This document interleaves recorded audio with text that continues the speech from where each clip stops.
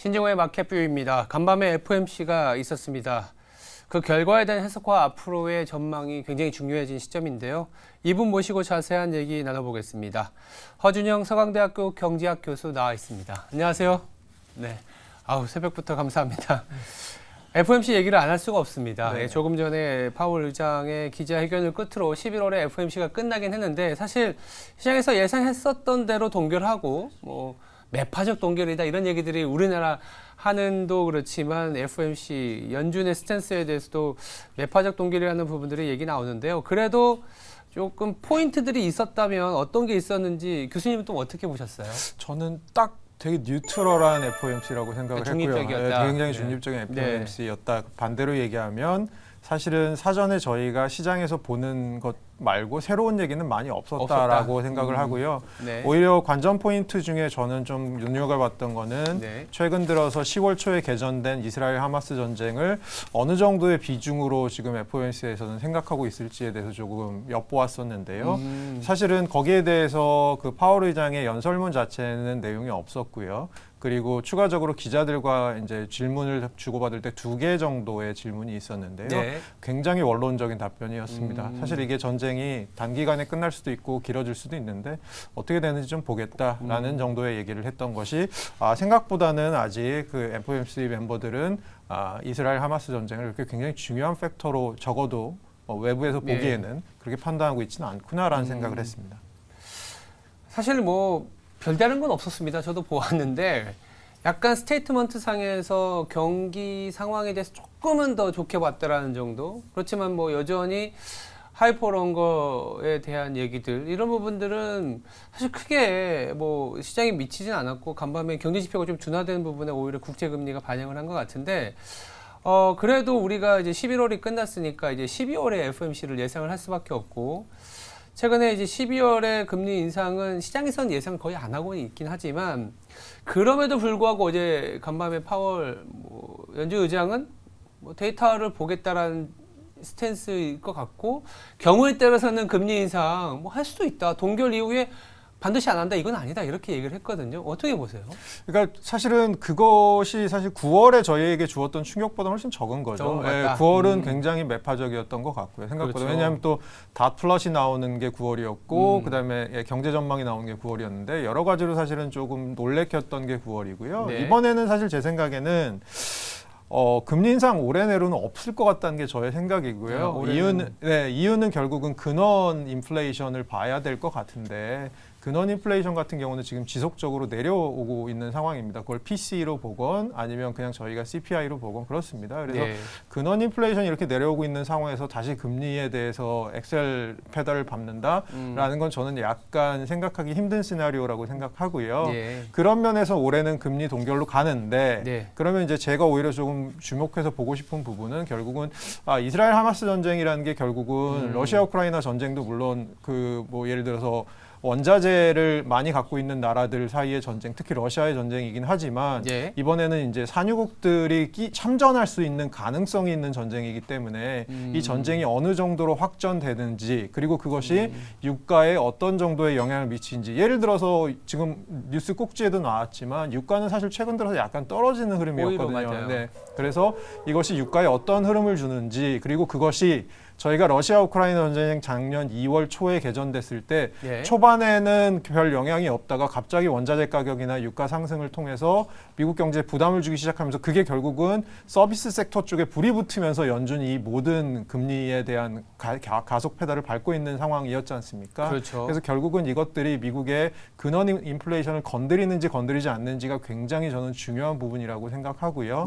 또 하나는 오늘 계속 뉴스에서도 나왔지만 결국은 노동시장 데이터. 오늘 나온 ADP 데이터는 사실은 정부의 고용 데이터와는 약간의 괴리가 있을 수도 있는 데이터라서 정부에서 나오는 이제 고용 데이터들을 좀 봤을 때 이 데이터들의 흐름이 결국은 파월 의장이 오늘 노동시장에 대해서 얘기한 것을 정리해 보면 노동시장에 예전에 있었던 그렇게 뜨거움들은 점점 식고는 있으나 여전히 뜨거운 것은 사실이다. 온도 자체는 온도는 식고 있지만 그래서 그런 부분에 있어서 노동시장이 얼마나 어느 정도 식어가는 방향으로 가는지 그것이 결국은 이제 소비와 연결되고 미국의 GDP GDP 성장률과 연결이 되면서 연준이 어느 정도에서는 우리가 이제 조금 금리에 대해서 다른 방향, 저희가 피봇이라고 생각하죠. 그런 것들에 대해서 고려할 수 있는 시점, 처음으로 고려할 수 있는 시점이 오는지, 그 시점이 아마 제가 생각하기에는 금융시장에는 굉장한 단비와도 같은 시점이 될 것이라고 생각합니다. 알겠습니다. 근데 사실 이제 뭐 연준의 결정이나 고용 시장은 어떻게 보면 시장의 후행적인 느낌, 뭐 대표적으로 실업률은 또 후행 지표이지 않습니까? 그래서 간밤에 나왔던 것도 ADP는 사실 좋았지만 서비스업이 늘어났기 때문이고 ISM 제조업은 또 고용에 대한 스탠스가 낙관적이진 않았어요. 오히려 더 비관적으로 바뀌었다는 것은 앞으로의 경기 상황은 조금 더 하향 조정될 것이다. 그러다 보니까 간밤에 애틀란타 GDP 나오고 보니까 4분기의 GDP는 뚝 떨어졌더라고요. 네. 그래서 시장에서는 뭐 빌 액먼도 얼마 전에 10년물 장기채에 대해서 숏 포지션을 걷어들었다. 그 다이먼 회장도 지금 경기 상황보다는 앞으로 어쩌면 폭풍이 올라칠 수도 있는 상황이라고 보고 있는데 결국은 높은 기준금리 때문이다라는 얘기를 하고 있습니다. 이게 지금은 시장이 뭐 주가가 빠진 정도로만 끝난 거지만 앞으로 조금 닥칠 수 있는 높은 금리로 인한 후폭풍, 금융권의 시스템 리스크 이런 부분들 아니면 시스템 리스크는 아니더라도 시장에 줄 수 있는 리스크 요인들이 조금 있다라는 얘기들이 나오고 있거든요. 우리가 좀 준비해봐야 될 리스크가 뭐가 있을까요?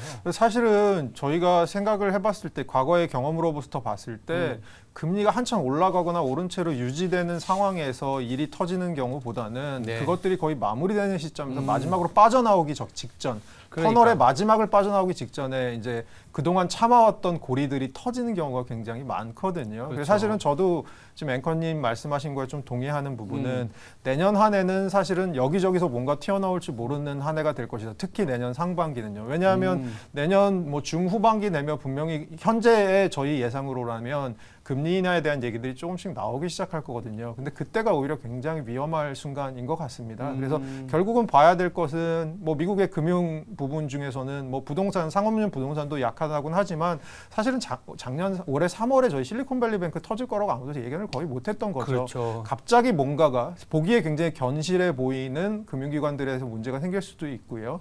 그리고 이것이 미국발 위기가 아닐 수도 있다는 느낌은 조금 있는 것은 어쨌든 간에 미국이 이렇게 고금리를 가는데 지금 IMF에서 보는 내년 경제 전망은 사실 스토리는 하나거든요.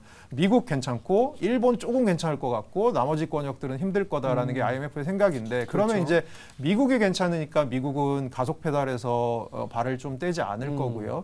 그러면 그렇게 고금리가 하이어 폴 롱거로 유지되다 보면 결국은 미국과 연관돼서 미국 때문에 자국의 경제 상황이 안 좋은데도 불구하고 금리를 쉽게 내릴 수 없는 뭐 예를 들어 우리나라나 유럽에 있는 나라들 같은 경우가 그런 일이 벌어질 수가 있죠. 그러니까 그렇게 됐을 때 각 나라의 가장 취약한 부분에서부터 터지는 것들이 생길 수도 있다라는 생각이 들어요. 예를 들어서 유럽과 같은 경우는 대표적으로 정부가 부채를 많이 갖고 있는 시스템이니까 그렇죠. 정부가 보증하고 있는 금융기관들의 리스크가 있을 수 있을 것 같고요. 중국과 같은 경우는 부동산 시장이 지금 어떻게 될지 아직도 모르는 상황에서 기업 부채가 높은 상황이라서 이쪽에서 문제가 터질 수도 있는 상황이고요. 우리나라나 뭐 가계부채가 좀 높은 나라들은 가계부채 쪽에서 문제가 터질 것 같은데 우리나라는 좀 예외로 생각하고 싶은 건 우리나라는 사실 주담대 중심으로 늘었고 가계부채가 그리고 그것이 굉장히 고소득 고신용자들한테 나갔으니까 우리나라는 사실 지금 앵커께서 얘기하시는 시스템 리스크로서의 전일 가능성은 적지만 우리나라 같은 경우는 그것이 어떤 식의 약간 위기 아닌 위기처럼 보일 것 같냐 하면 소비의 제약, 차주들의 소비를 제약하면서 뭔가 소비가 경제에 굉장히 중요한 한 축인데도 불구하고 이 부분이 경기가 살아나는데 마중물 역할을 못하는 그런 현상이 벌어질 수도 있는 거죠. 그래서 생각보다 경기가 굉장히 미약하게 튀어오르는 일이 벌어질 수도 있는 거죠. 그러니까 그런 정도의 리스크, 우리나라는 그렇지만 다른 나라 같은 경우는 가계부채 자체가 리스크가 될 수도 있는 거죠. 그래서 그런 측면에서는 저는 언제 어디서 어느 나라에서 어떤 일이 터질지 모르는 게 한 올 말부터 내년 상반기 아닐까. 하지만 반대로 생각해 보면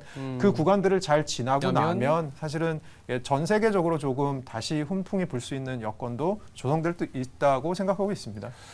맞습니다. 사실은 위기가 터졌을 때는 오히려 위기는 발생하지 않는다는 거. 그러니까 위기가 터졌기 때문에 예방적으로 금리 인하를 전 세계가 다 하잖아요. 이제 대규모 실업 사태를 예방한다는 이유로. 근데 오히려 금리를 멈추고 좀비 기업들도 살아날 수 있는 환경을 만들어줬을 때 그리고 경기가 얼마나 어느 정도 올라오면 소위 말하는 손실을 덜어내도 되는 순간부터 이제 위기에 뒷수습이 시작되고 그게 역사적으로 금리 인하했다가 버블 왔다가 디레버리징 리스크 거치고 또 금리 인하했다가 올랐다가 디레버리징인데 지금부터 내년은 디레버리징 경기가 좋아지긴 했지만 그 좋아진 거 이상으로 부채를 더 태워서 상승을 하기보다는 부채를 좀 줄여나가고 좀 단단해지는 구간인데 이 단단해지는 과정을 얘기하다 보니까 여러 아까 유럽도 얘기하고 우리나라도 얘기했지만 부채 얘기하면 또 중국을 얘기 안 할 수가 없거든요. 중국이 사실상 최근에 나온 지표 보면 생각보다 별로예요. 우리가 알고 있는 여러 가지 이유가 있겠지만 부동산 시장이 좀채 살아날 가능성이 안 보인다. 그렇게 보면 내년에도 지금 시진핑 주석이 인민은행을 찾아가서 의례적으로 특별 채권도 발행하고 이런 이슈가 있지만 내년에 그렇게 성장을 할 수가 없다. 이런 의견들이 많습니다. 교수님은 또 어떻게 보세요? 중국은 약간 구조적인 문제인 것 같아요. 그러니까 이게 일시적으로 열이 올라온 거면 해열제를 먹을 텐데 이게 몸에 문제가 생긴 거면 사실 열이 올라오는 게 일종의 증상이지 않습니까? 그것을 해결한다고 몸이 낫는 게 아니지 않습니까? 중국은 약간 사실 IMF 같은 데서 오늘 제가 IMF 얘기를 자주 드려서 죄송하긴 한데 IMF 같은 데서 2010년대 초반부터 계속 했던 얘기가 있습니다. 중국 너네 그런 성장 모델 갖고 오래 못 간다. 그러니까 그런 성장 모델이라는 게 결국 부채 중심의 성장인데 그거 오래 못 간다라고 얘기를 하는데 중국은 그럼에도 불구하고 전 세계에서 그 국가 사이즈에 비해서 가장 원샷으로 정책 결정을 할 수 있는 나라였기 때문에 그렇기 때문에 사실은 중국은 그동안 그 성장 모델을 밀어붙였었던 게 있었거든요. 근데 결국 이제 그것들이 시진핑 주석이 이제 되고 나서부터 경제 성장률이 추세적으로 좀 하락하는 건 계속 있었고요. 예를 들어서 저희가 2000년대, 2010년대만 해도 사실 중국의 경제 성장률 평균을 구하면 뭐 10% 혹은 10% 약간 미만 이 정도의 평균이었는데 지금은 뭐 경제 성장률을 5%가 거의 목표인 경제가 됐고요. IMF에서 보기에는 어쨌든 간에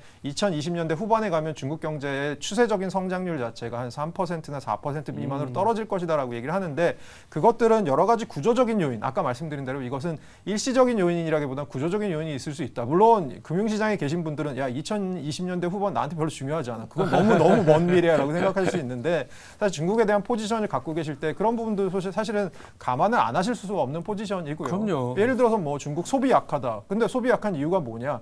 저축률이 높다. 세상에 32% 저축률인 나라가 어디 있습니까? 왜 저축률이 높냐? 국민연금, 연금 같은 게 약하니까 결국 자기가 저축해서 각자 노성해야 되니까 그렇다. 부동산, 뭐 어쨌든 간에 국가가 뒤에서 봐주고 있는 기업들 아니면 지방정부와 관련된 기업들이 많다. 이런 기업들은 어쨌든 간에 생산성도 낮고 수익률도 낮은데도 불구하고 어쨌든 나라에서 보증을 해주니까 계속 간다. 그런데 이미 부동산에 대해서는 과잉 투자가 돼 있으니까 사실 저희가 투자가 과잉되면 보통 수익률이 떨어지는 게 맞잖아요. 그러니까 수익률은 추세적으로 낮아진다. 그럼 이것들을 어떻게 정리할 것인지 이것들에 대한 것들의 엑시트 플랜이 사실은 지금 중국 정부에서도 없어요. 네. 없는 상황인 것 같거든요. 이게 단순히 해열제 먹는다고 낫는 감기가 아닌 것 같아 보이는 게 조금 저는 눈여겨보아야 될 부분이라고 생각합니다. 저도 사실은 상당히 고민스러운, 그러니까 중국이 뭔가 위기를 탁 터트리고 이러는 건 아닐 수 있다는 생각이 들어요. 지금 뭐 중앙 대외 부채가 많은 상황은 아닌데 말씀하신 것처럼 그동안에 GDP를 끌어올렸었던 게 고정 투자하고 고정 투자가 GDP 한 40% 되더라고요. 네, 맞습니다. 근데 고정 투자도 나중에 생산성을 담보할 수 있는 투자가 아니라 부동산 쪽에 뭐 부동산이 반드시 생산성으로 연결이 안 된다는 건 아니지만 잠겨버리고 뭐 새로운 생산성을 투자하는 건 아니고 더불어서 중국 사람들 자체도 저축률 32%는 꽤나 사회 보장제도에 대한 신뢰도 떨어지고 뭐 고령화라든지 지금 청년 실업률 같은 것들이 일거에 해결되지 않기 때문에 저도 리서치 센터장으로서 얘기 드리면 내년에 중국에 대해서는 조금은 고민이 된다. 디레버리징 이런 부분들이 있는데 왜 중국 얘기를 하냐면 우리나라가 수출 중심의 국가이다 보니까 물론 중국 비중이 많이 내려왔습니다. 많이 내려오고 반대로 이제 미국으로의 수출 비중이라든지 아세안으로의 어떤 수출 다각화 이런 부분들이 있긴 합니다만 여전히 중국 비중이 20%는 되거든요. 5분의 1. 이런 부분들이 좀 고민스러운 거예요. 다행히 어제 우리가 매달 1일에는 수출입 동향이 나오고 전년 대비이긴 하지만 또 5%로 보여주기니까 이제는 좀 회복되는 거 아니냐 이런 얘기들이 있었는데 정말 회복이 되는 건지 아니면 그 안에 숨겨져 있는 좀 유념해서 봐야 될 점이 있을지 그것도 한번 체크해 볼 필요가 있을 것 같아요. 그러니까 결국은 내년의 경기가 우리나라 같은 경우도 IMF에서 경제 성장률 깎고 있고 사실 IMF 2.2%, 2.4에서 2.2로 최근에 깎은 10월 달에서 깎았는데 그건 사실 높은 편이고요. 글로벌 IB들에서는 1%대 후반 보고 있고요. 그럼 올해 1%, 1.4%를 예를 들어 달성한다. 그럼 내년도 1%다. 그러면 2년 연속 1%였던 적은 제가 알기로는 없거든요. 예, 그러면 이거는 굉장히 심각한 상황인데 그러면 결국은 아까 말씀해 주신 대로 수출 중심의 경제이기 때문에 수출이 살아나야 되고 수출에 있어서 키워드 두 개라면 대중 수출과 반도체 수출인데 그렇죠. 반도체는 바닥을 다지고 있다고 보고 있고 대중 수출은 어쨌든 간에 앞으로는 뭐 좋아지는 방향으로 갈 것 같은데 둘 다 제 생각에는 문제는 뭐냐 보면 내년에 글로벌 경기를 딱 봤을 때 이것들이 얼마나 빨리 좋아지느냐의 문제, 속도의 문제인 것 같아요. 바닥은 한 1, 2개월 전에 확인한 것 같긴 해요. 같긴 한데 이것이 얼마나 빨리 치고 올라가느냐의 문제인 것 같아요. 그러니까 예를 들어서 내년의 경제가 생각보다 상반기에 세계 경제가 힘들다고 한다면 아마 중국도 굉장히 힘들 가능성도 크고요. 그러면 결국 이제 우리 경제가 아주 빠르게 수출 중심으로 반등을 할 가능성보다는 서서히 그냥 바닥을 지나서 저점을 지나서 조금씩 올라온다라는 느낌을 받으실 것 같고요. 그리고 사실은 그것들이 또 저희가 생각하는 뭐 주가의 밸류에이션에 연결되는 것들은 사실 우리나라 같은 경우는 좀 주가의 변동성이 지금 너무 큰 상황이기 때문에 맞아요. 요것들이 사실은 얼마나 밸류에이션으로 빠르게 연결되고 또 이것들이 얼마나 지금 전 세계 시장을 누르고 있는 미국발 고금리 이런 것들로부터 조금 자유로워질 수 있을지 저는 사실은 속도의 문제라고 좀 보는 편입니다.